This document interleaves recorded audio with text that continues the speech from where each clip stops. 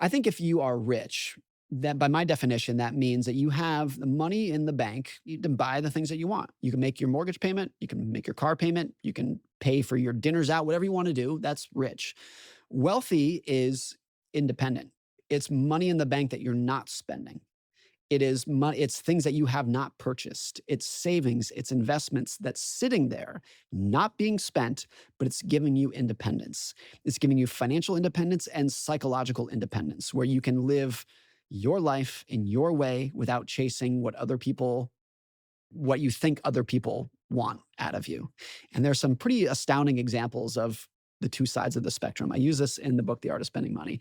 The Vanderbilt family was the richest family that the world had ever seen. Back in the 1800s, Cornelius Vanderbilt, if you adjust it for inflation, he had something like $500 billion was his net worth.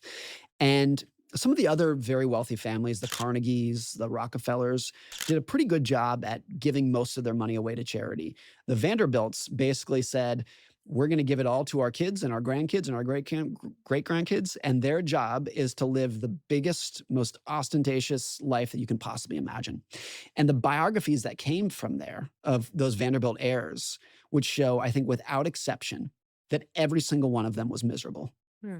Every single, these were, if you were a Vanderbilt heir in the early 1900s, the day that you were born, you got $500 million trust fund. And the only thing that was ever expected out of you in life was that you spend as big as you possibly can. And every single one of them was miserable. There's a book called Fortune's Children, written by one of the heirs.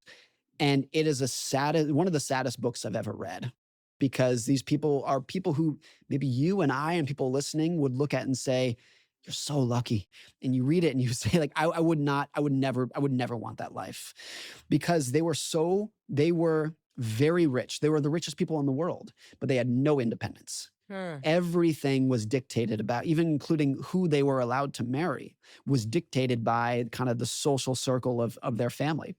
And to me, the most interesting part of the Vanderbilt family is that by this point today, virtually all the money is gone. There are a couple of Vanderbilt heirs that have some money, but the first Vanderbilt heir who got no inheritance, no trust fund, was Anderson Cooper, the CNN host, who I'm sure Mm-hmm. most people are familiar with. His mother, Gloria Vanderbilt, was kind of the last person to get a big trust fund.